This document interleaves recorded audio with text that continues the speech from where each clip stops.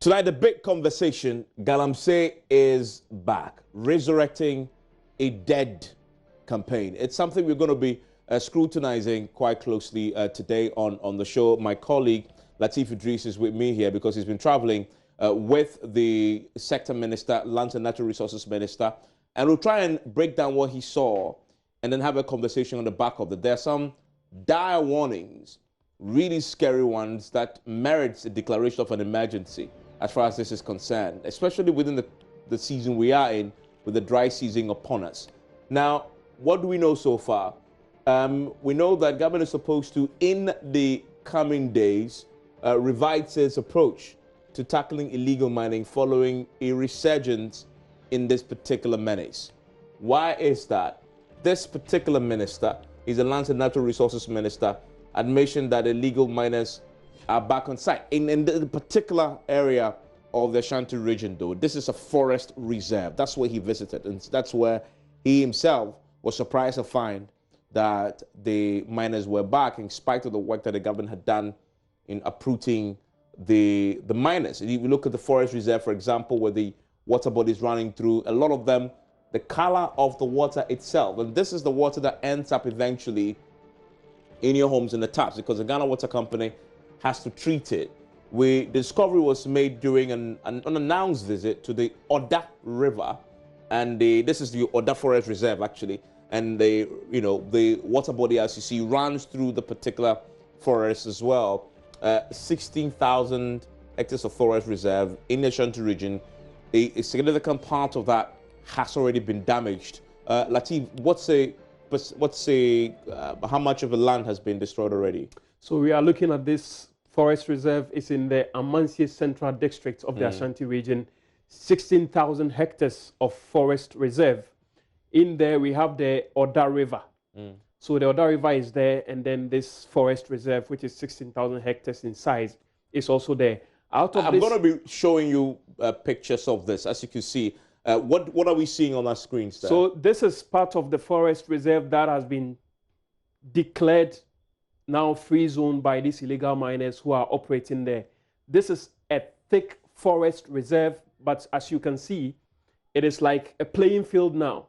All the trees have been cut, and the miners are there doing their own thing at the expense of the state. 16,000 hectares, 7 hectares of these 16,000 is completely wiped out by these illegal miners, Evans. And we see that there's some fire there. What was that for? So the minister and his team were so furious and angry that they started setting ablaze some of the mining equipment they found at this mine site. You can find in there, what you are looking at right now is the washing machine. That is what traps the gold dust.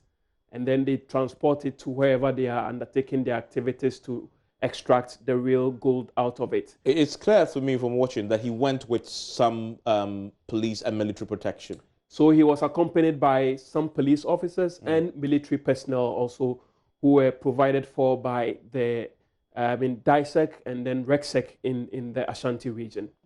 I mean, so what we see there, there's a river body that runs through this forest. That is the I see a bit of something like a stream. That is the Oda River. Okay. Oda River. And interestingly, whilst in the forest reserve proper, we could hear some of the illegal miners operating just a few meters away on the Oda River proper. I see. So they are not only doing damage to the forest reserve, they are also causing huge damage, like you pointed out in your intro, to the water body itself. So the damage is on both sides. We'll speak to the Ghana Water Company just to learn whether the Oda River is part of its sources of water that they treat for us to drink. The minister was alarmed. What was his own reaction to what he saw? He was, Evan, because this trip was for him to just visit some of the forest reserves across the country. In fact, this trip has started somewhere last 2 weeks, and so the latest one took us to the Ashanti region. So he was surprised, I mean, when he was faced with the reality that this is what is happening in the country's forest reserve. And he couldn't help but lament. For the starters, he started lamenting about the situation. The forest, and it is not only this area. As we are being told, there are other areas of this forest. And just to cut you, we can hear sound in the background. We are told this is Chamfine machine operating on the river. Does this come as a shock to you, considering the fact that we've fought illegal mining for close to 3 years now, since President Akufo-Addo took over? I've always been telling you journalists that as we close one avenue today, they open another. For we are not regular on the ground. So if we should sack them from Bekwai, they move to Apamprama. If we sack them from Apamprama, then they move to Aparapi.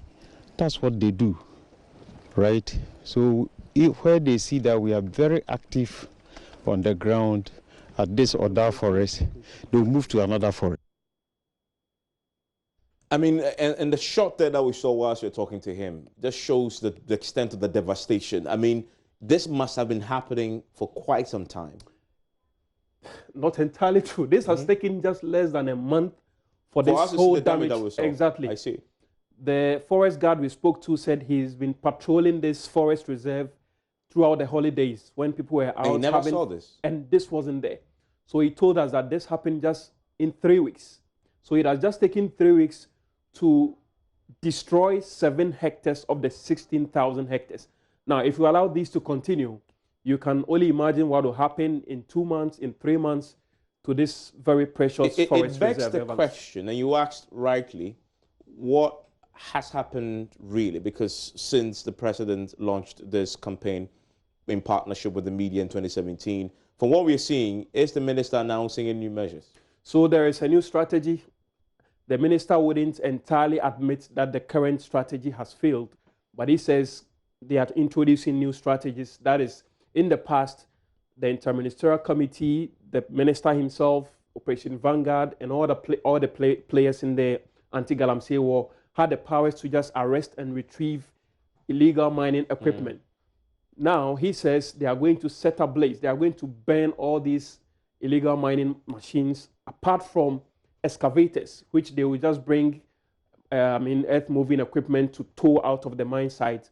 All other illegal mining equipment, according to the minister, will be set ablaze to set as a deterrent to those engaged in the illegality. Together with technical officers from the MINCOM, Minerals Commission, and the Forestry Commission. You think the military is the way to go? Yeah, as of now, we have no other alternative than to use them. You know, these miners, if you come here unarmed, you may be attacked. Yeah, no civilian can easily approach them to tell them to stop, unless our brothers in the military are here. Their uniform alone is enough scare to them. So how soon should we expect this military deployment to this other forests? Just next week, it will happen. So immediately, like you mentioned, next week, we should expect this deployment taking place. Yes. Do you have an idea of the number you would want to deploy? Maybe 16,000 hectares, we are told. Yes, if we come with 2 platoon, in military when they say platoon, it means 30 soldiers. So 2 platoon is 60 soldiers. 60 soldiers are around, nobody will come here. I mean, what happened to Operation Vanguard? I mean, were there military men there within this particular enclave at all? Were they supposed to be? So on our way to this forest reserve, we saw some military officers by the shoulders of the road, not deep in the forest. We do not know, but the minister stated clearly that Operation Vanguard isn't operating there. So in the forest, we do not have Operation Vanguard. Interestingly, these illegal miners who were operating in the forest had military protection because when we interviewed the forest guard who is managing the Bekwai Forest District, he told us point blank that they came there fully armed with police and military personnel, only to find out that these Chinese illegal miners with their Ghanaian collaborators also had military protection. So they couldn't take action, they just had to retrieve and go back, clearly handing over the forest to the Chinese and their collaborators to continue pillaging the forest. We talk about this because it's not only the Lands and Natural Resources Minister who has made the discovery. We've also had the the environment minister also making the same complaint. But his complaint was that the courts hasn't helped with this particular fight, particularly when it comes to foreigners engaged in it. Latif just told us about the involvement of foreigners in this particular case. The foreigners were arrested. 2 of them, Chinese nationals, have been arrested. They are currently facing, the courts in the Bekwai district. Yeah, so 2 ministers making a complaint just in the last 3 days or so about what should have been a problem that we should have dealt with quite substantively now. We also see the evidence that it's still very well and alive in parts of the country. These are the facts, though, because if you look at the president himself, declared the war against illegal mining and placed a ban on small-scale mining. This went on for a long time until the ban was lifted. Also, we know that the president set up the interministerial committee comprising the Lands and Natural Resources Ministry, the Environment Ministry, the police, all came together for this particular fight that had spanned many months. They worked together with Operation Vanguard. That was sort of the arrowhead that led in terms of the push there, and there was a joint police and military task force to deal with the matter. Now, we also know that there were several developments in this. There was an investigation that was done by the NASA Resurrecting that discovered that some of the key individuals put in position to help deal with the matter may have been involved themselves in corruption, allowing the illegal mining to go on in spite of them being in charge of ending it. We know that the chair of the interministerial committee himself had to resign, Mr. Bisu, on the back of those revelations that NASA Resurrecting had made.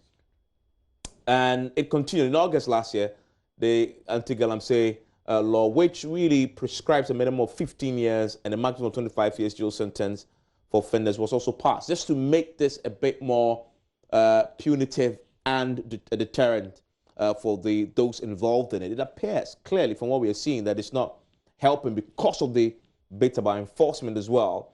Last year, the Minister of Lands and Natural Resources also announced the government has achieved an 85% success rate when it came to the fight against illegal mining. But the Ghana Water Company's evidence shows that it doesn't appear that we're winning the war, and that this may be a problem that is rearing its ugly head quite forcefully. In less than 4 months, we are hearing a different story of the illegal miners back quite aggressively and working.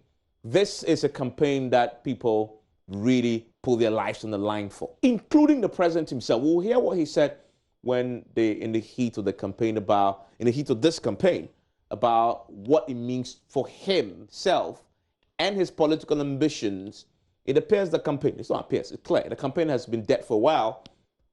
Is there time now to resurrect it? It's a conversation we'll be having when we return from the break. Stay with us.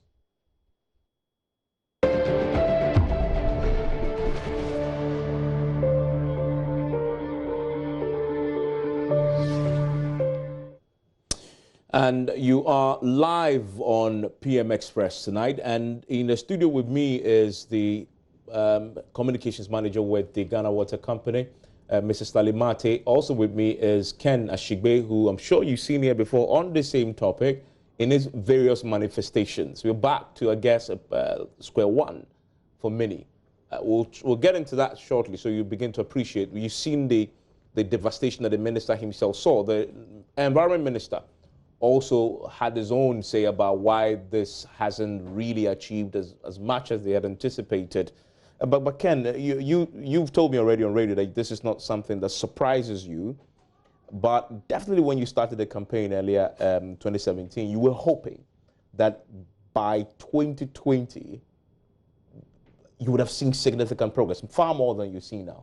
Well, the interesting thing is that we saw progress up to a particular point, and then it looks as if complacency set in for the media. So you took your foot off the paddle, because truth have to be told, the Stop Galamsey fight was a media fight. It was the media that provided the impetus for the president to demonstrate political courage for Peter Amewu, who was then the Minister for Lands, to be the anchor in the fight, for everything else to come into place, Operation Vanguard to come in. So we got to a point where, yes, well, we got the government say we're going to go back and start legal small-scale mining, and then it looks as if we all took our eyes off the ball. And definitely, if you look at all the forest reserves that are in Ghana that have gold-bearing rocks, you know, illegal mining has been going on in there. Remember that this very minister caught some people who were mining by the side of the roads. That had stopped to a large extent, but had started. And I think basically it's because the follow-through in terms of the things that we said we're going to be doing have not been done. We know the whole conversation about even the MMIP. At some point it was told, thank God now, I know the ministry are beginning it, a committee has been formed, they are working, but then the interministerial committee talked about the issues of the drones that were coming. Where were the drone footage? You mentioned the drones. In fact, I was just finding it's just when it was announced, they said they had already procured 200 drones and that 150 persons are undergoing training. And this was way back in July 2018 and said what? Persons were undergoing training on how to operate them at the George Grant University of Mines and Technology at Takwa in the Western region. So if the drones were flying, why would they take the minister's surprise visit to be able to find these people who are devastated and cleared 7 hectares of land? You know, we also talked about that, the fact that we're going to be tracking these excavators. If we're tracking them, if we're geo-blocking them, ensuring that they could not move into places that they were getting to, what had happened to that? Operation Vanguard was going to be empowered. You know, what is happening? They were going to be given night vision goggles and all of that to be able to help them push up the fight. The Galamsey stop was going to come into operation. We're going to involve a lot more of the local people in the fight. We were going to empower the constitutionally mandated bodies like Ministry of the Minerals Commission, the EPA. We're going to get a lot more mining inspectors out there in the field. What has happened to these? So we have very good plans and very good intentions. The only challenge is that that has not been translated into action. Then also is the issue of the prosecution of people who are involved in it. For me, it's great that we're able to strengthen the laws, but even the laws that were in existence, we really were not, you know, applying them. The Environment Minister blames at least part of that on the failure of the judiciary.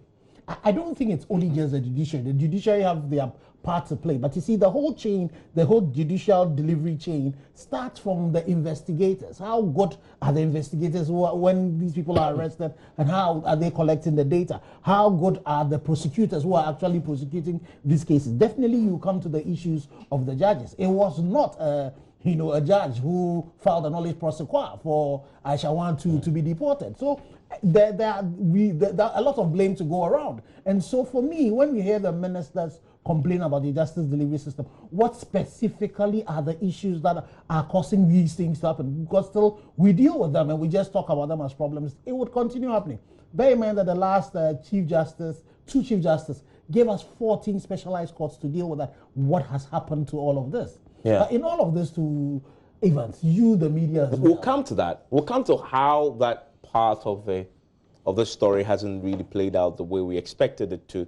But let me bring in Stanley Martin. Stanley, you have today been sounding your alarm bells about what is happening, what you're beginning to see happen, and you admit that this improved. The rivers that you treat for us, the quality, the turbidity improved in the immediate aftermath of the campaign, nearly 2017-18. There were reports about improvement. There were pictures of the quality. You could see with your eye that the mud is giving way to brightness at the beginning. And then suddenly, in the last few weeks or months, you've noticed that we are back to the problem again. Yeah. Yes, the campaign was good, Evans. Was very good because I remember we going around even with our board and management to some of these areas to check on performance or to check on how things were going. And seriously, the campaign was good because in some of our treatment plants, for instance, we had reduced the volumes of or the quantities of chemicals that we were using for the treatment. We had seen improvement in the raw water quality, at least even with a naked eye, you could see. And in some areas like Chebi, the water after very few weeks was very clear, and you could see it. And some oldies that we had a chat with, old ladies that we had a chat with, actually admitted that this was how it used to be in times past before Galamsey set in and all that. So we're all hoping that it was going to continue like that. And then occasionally we'll hear of some operations somewhere and all that, and then we'll see a change. But then it was still okay, we're managing it. But now it's terrible. It's terrible. And how terrible is it? My fear now is that, for instance, in the western region, if you're not careful, we may have to shut down, especially our diversity treatment plant, which is on the Pra River. The Pra River is so terrible now that we are unable to treat enough water to serve the people of Takoradi. How many people will be? How many people rely on that particular plant? The population of the water serves Takoradi, and then Travan serves Secondary, but there's some interconnection, and so in all we produce normally, when things are okay, we produce about 11 million gallons of water daily from these two treatment plants. But now we are producing averagely 3 million, which is scary. Yes, from 11 to 3. Yes, and you know the population of Secondary Takoradi keeps increasing because now is the oil city, we call it. Okay, a lot more people are migrating in there for greener pastures.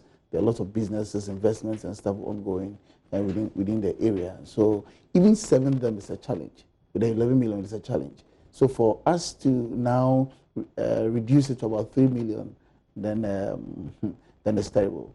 And we really, really need to do something about it. Other than that, I don't know what's going to happen. Because, for instance, we are also faced with power challenges as well. So, for instance, today, a greater part of the day, we've had no power to treat the water.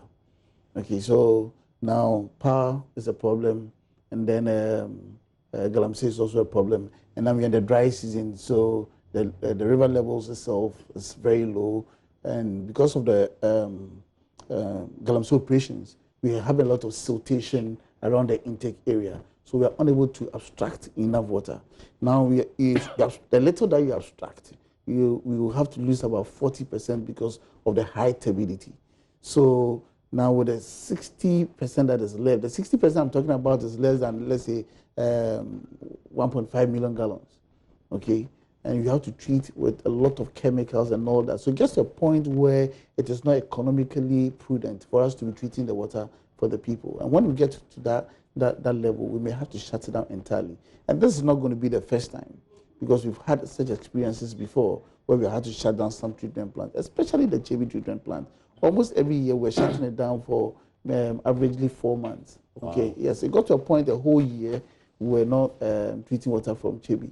So if this Galamsey thing hasn't ceased in that Chebi area, I don't know what would have been happening by now. And we see the drift or the shift into the Pra River. You know, the Pra River is a long stretch.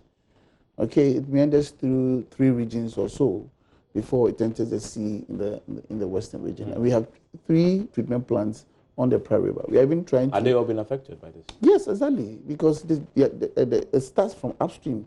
And, you know, the patience is almost on every part of the river. So as it meanders, because it's like the alluvial soil itself is gold.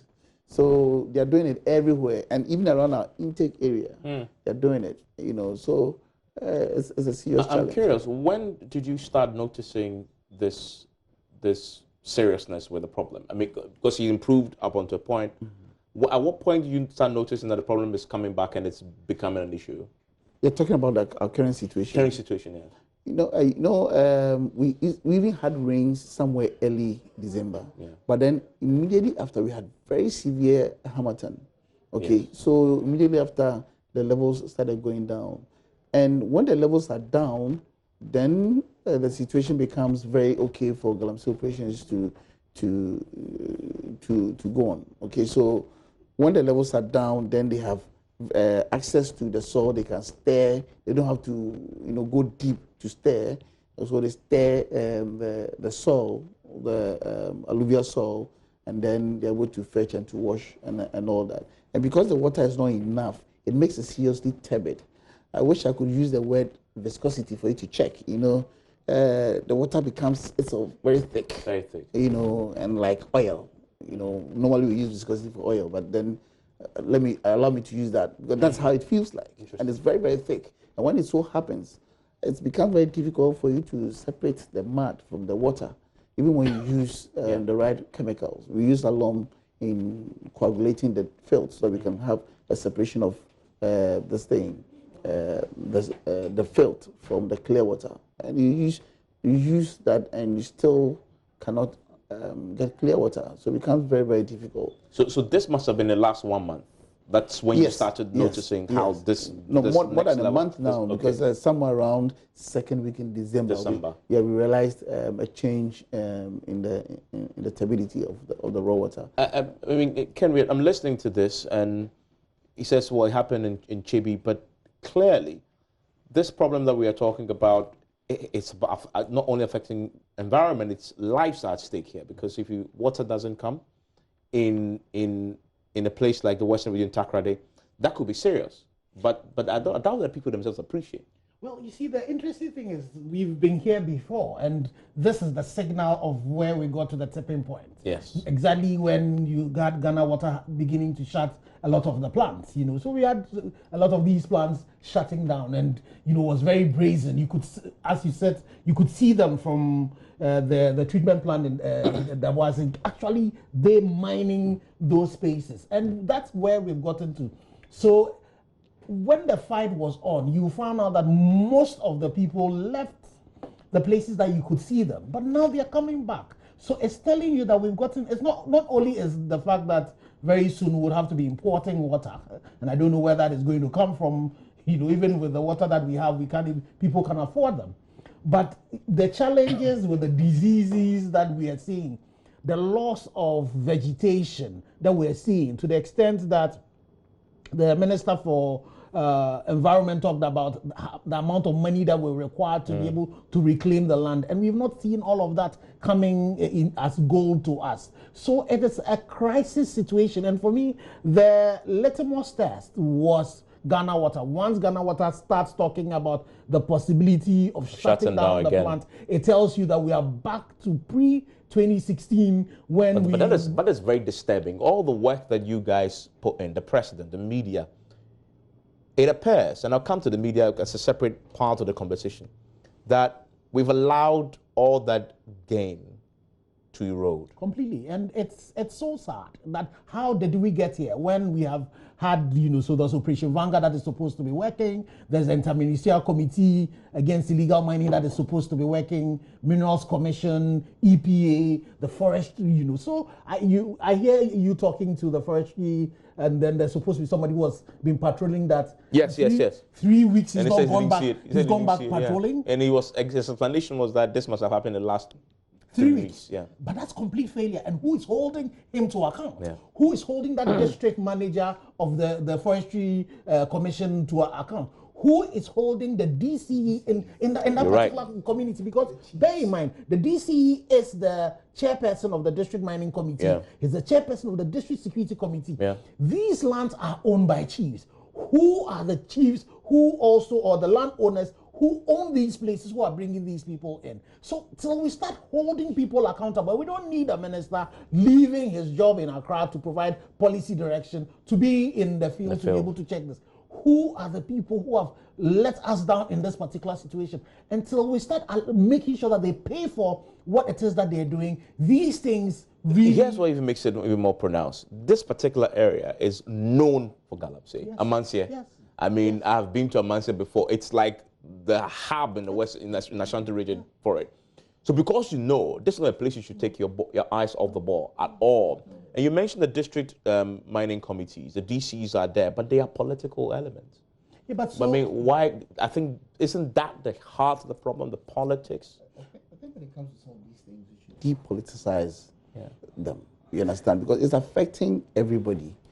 Okay. I mean, water, for example, doesn't know NDC and people. Exactly. When it's not there, it's not there. Exactly. Okay, and I think we the citizens will appreciate somebody who rather fight the menace, other than you trying to safeguard your political party or defend your political party or something of the sort. Sometimes as civil servants we don't really want to talk about politics, but the moment you attach politics to anything, it fails. Yeah, so we should just depoliticize it and let's all fight it, because if we don't, it affects us. Okay, I don't see, now we have opinion, people like assemblymen in the areas, we have even unit committee leaders, we have chiefs, MCs, DCs, and all that. And this thing is happening, and everybody wants to tell us that they haven't seen this, they haven't heard of. But you know, they make these equipments also create like loud noises. Yeah. So it's impossible. you can I mean, hear. Latif was telling us, whilst we're closing down this one, they could hear in the distance another one actually on the river. Exactly.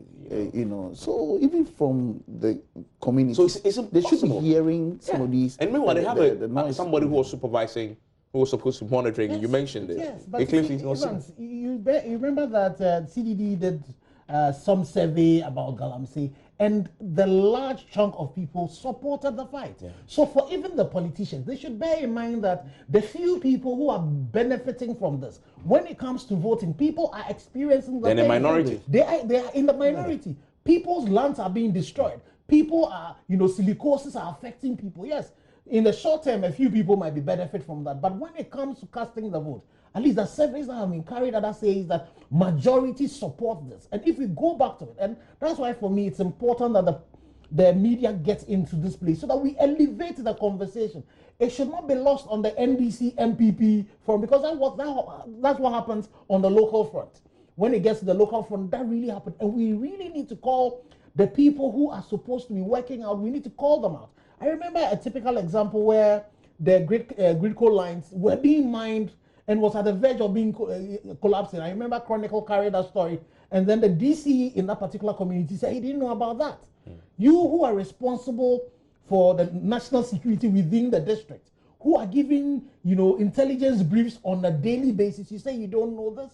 So this is for me is the reason why at this stage we should be calling out all the DCs. We should be calling all the local leaders in the pastors, the chief, the imams, all of the people who are in those communities, but especially those who are paying with our taxpayers' money. The people in the Forestry Commission, the Minerals Commission. But unfortunately, these other bodies too, we were told that we're going to resource them. I'm not too sure where we are with that. It is the reason why government also needs to cut the media, so that they can provide you the evidence, provide you the information, so that we can then inform everybody, involve everybody. It is going to take the population, the people within these communities, to be effective in the fighting of this particular. Let's talk about political will, because it's come up quite. You see, the heavy equipment that we are seeing, they drive them through the communities into the forest. Yeah. Okay, so if, for instance, the community has decided that we were not going to allow Galamsey operations to go on within our communities, those stop them from, driving these equipments into the forest. Yeah. Okay, and yes, and it will fail. It won't happen. Yeah. But if they're able to drive them through, look at the equipment, very heavy equipment. Even a company like Ghana Water Company Limited, we find difficulty in procuring some of these equipment. But individuals just buy them. They buy them just like that, So if we all have to get involved and say that we don't want it, the chiefs and everybody within, and the way we revere our chiefs within these local communities. If the chief is to come out to tell the youth, we don't want to allow this thing to go on within our community. So stop anybody who drives some of these equipment. What you say is true. However, when leadership takes the bull by the horn, you actually see change. Yeah. Yes, the media started it in 2017. The president joined it and just gave resources to back the noise the media was making, and we saw the results. In fact, I want to just remind ourselves how this whole started. I mean, for the first time, a president was very bold. He said something he's told cabinet, but shared it with us publicly. In 2017, this is the precedent. I mean, it's important to bring this up because we are now at the time where the month's election that those words he uttered should now matter more now than then. Listen to what the president said then. When you know that the activities that they're involved in are jeopardizing the very survival of our nation, I took the decision that that would be a betrayal of the trust that the Ghanaian people put in me on the 7th of January this year. And as a result, we established this committee within the government to design a policy for us, not just to stop it, to reclaim the land, to let our rivers work again, but also to see how we can figure a way for all these able-bodied young men who are involved in this activity to find an alternative livelihood. So it's a package. It's a package that we have designed to try and bring this menace to a conclusion. I've said it in the cabinet, and perhaps it's the first time I'll be saying it in public. I am prepared to put my presidency on the line on this matter.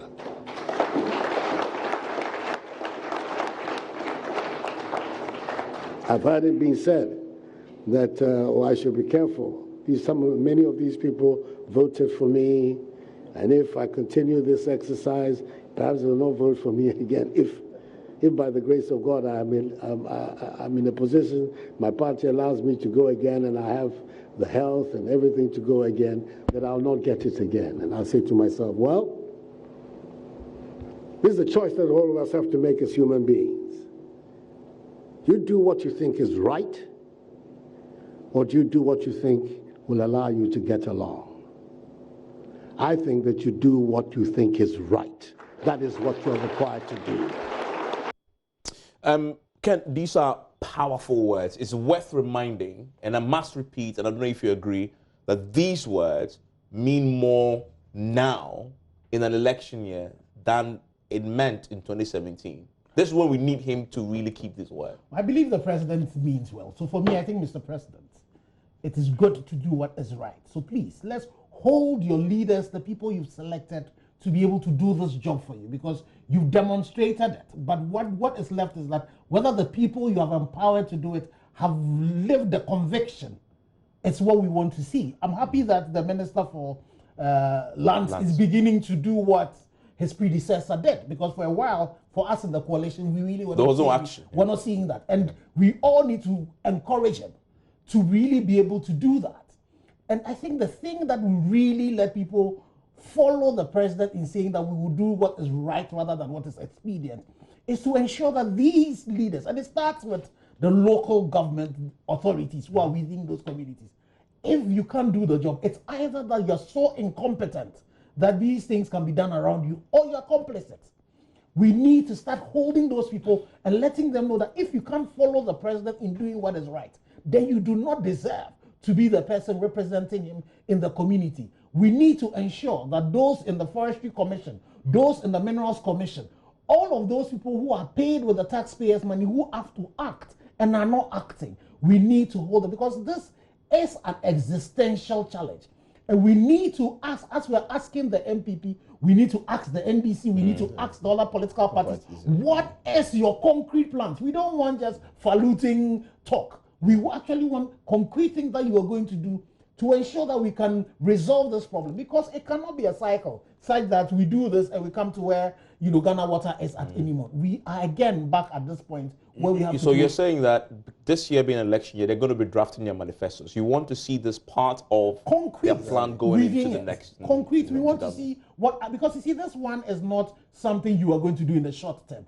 There should be an immediate plan so that if the MPP wins government again in 20, and it's going to go into 2021, if any party or other wins, we want to see what you're going to do right from the 7th of January. So, and it has to be concrete. Fortunately for us, the two leading parties that have ruled since the 92 Constitution came into being, you've all seen it before. So we need to actually make sure that that is put at the top burner so that we don't have those political blackmailers force. But can I ask a question?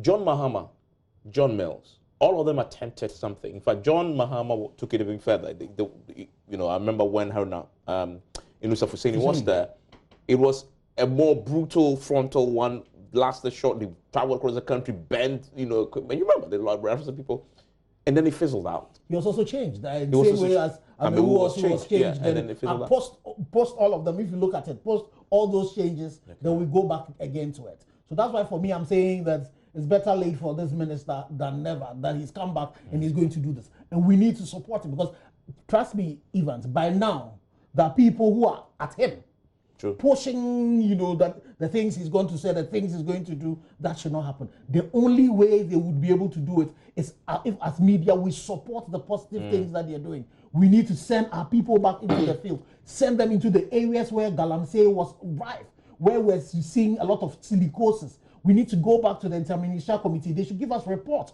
of the things that they're doing. Where are the drone shots? What are we seeing in the drone shots? Why is it that we are not able to pick these people? Because if the drones are working and if we have good quality drones, you actually should be able to see them working so that Operation Vanguard, with the limited numbers that they have, can swoop in on these people. Not that people will be working for 3 weeks. That is a complete system failure. Stanley, does the Ghana Waters Company have enough resources to continue the way you're going in terms of all the money you're pumping? How much money you're pumping in, and you're losing a lot as well? Yes, exactly. When it comes to cost of production, it's serious. I mean, when we have to talk about it, for us to compare to the tariffs given to us by PULC, you know. So, for instance, averagely, the cost of production per every cubic meter of water, or let's say 1,000 liters of water, is around 30 cedis. While the average tariff is around 6 cedis. Okay, which also means that in some other treatment plants, the cost of production is quite high. So, for instance, because the Volta River is not polluted or not seriously polluted, treatment in Bon is quite cheap. Okay, and then treatment somewhere in, let's say, Odasun, the Ashanti region, Konongo, on the Prada Boise in the western region, and all that, are very, very high. So averagely, we get around 30 cedis. You understand? If, for instance, we are able to lower the cost of production in these areas, then our tariffs could even come down and we'll be okay. There wouldn't be any problem. So there's a direct impact of this on your pocket as well. Exactly.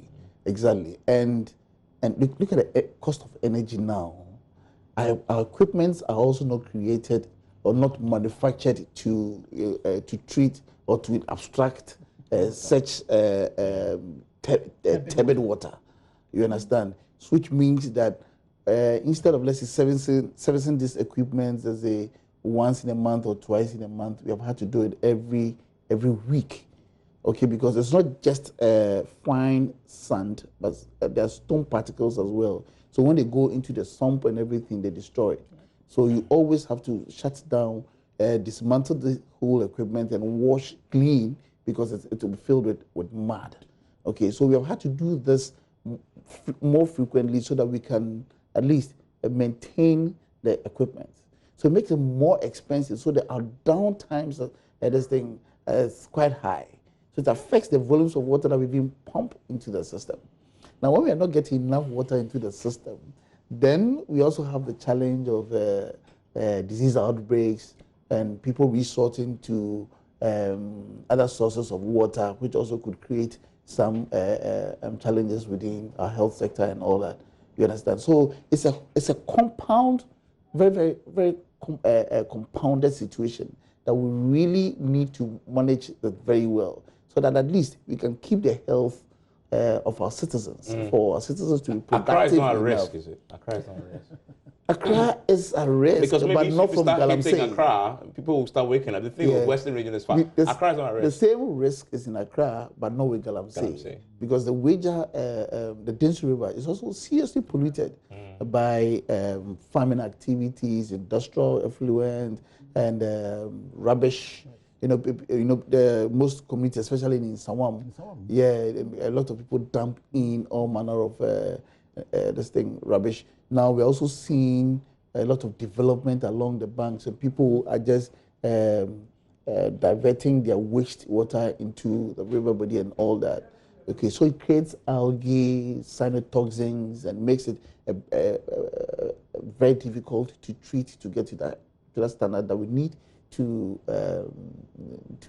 meet before pumping into the system for. I'm going to take a quick break. When I return, we'll talk about the media's role in all this. I mean, the politicians went to bed, but you can strongly argue that we allowed them to, because if we're putting pressure, they probably would not have gone to bed. We'll look at that. But also, is this a fight that we can ever win? There's so many people who believe that this fight against Galamsey is a fight in futility, that no matter what we do, they say there's a reason why all the government have failed to deal with it, and what that reason is. Should we simply just give up then, or is it something that we can afford to? We have to confront this.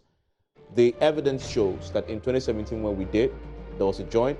The improvement, you've heard the Ghana Water Company say the improvement was there. So this is not impossible. It's just the sustaining it that matters. Stay with us.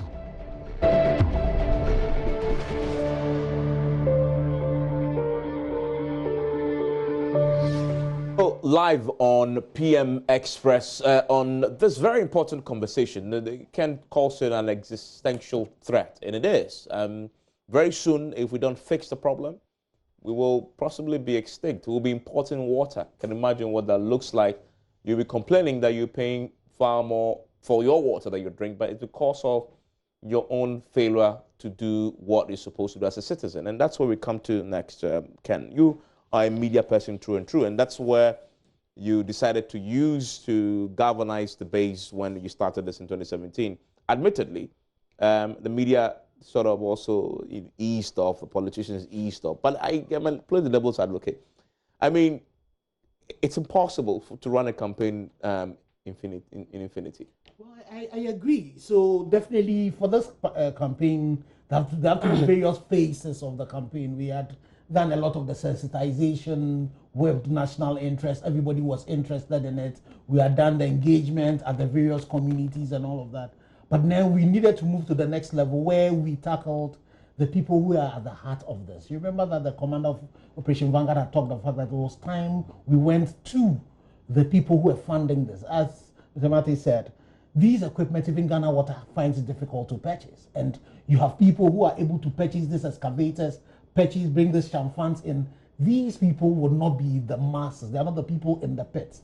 So what is our intelligence? Our intelligence... But Kubaku did some good job on this and found, in fact, he always said on Newsfile, had a document of so what's the key individuals, politicians. He should release those documents. You remember, not only Kubaku, earlier on in the fight, there was a document that came up which had found some people who were complicit in it. Yes. I remember the National Security Assistance. Exactly. So we need a continuation of this. But that's not our fault. I mean, the authorities failed. They knew the document.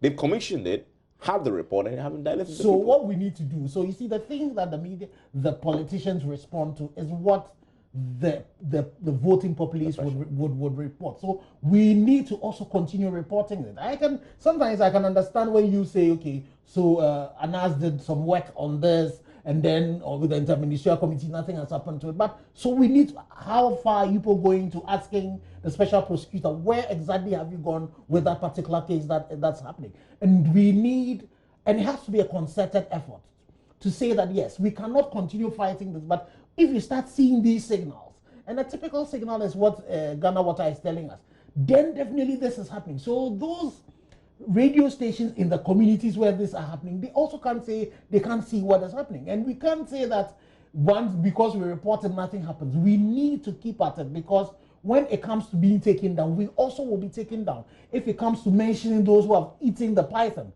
Nankawefo, we too will be mentioning it. So for me, I call on the leadership of the media. You know, this time I can't really call myself as being in the media. I've heard some politicians go back that at me and say, but you are no more in the media. So why are you still talking about media coalition? So the leadership of the media, yourselves, you know, the managing director of Graphic, my predecessor, you know, Ghanaian Times, the state-owned media, you, the big media, 25 years, multimedia, City FM, Peace FM, all of you need to take this particular fight and say that we would fight it. So we've gotten to the point where investigative reportage is going to be critical, because it's not enough to just sit and speculate and throw just aspersions.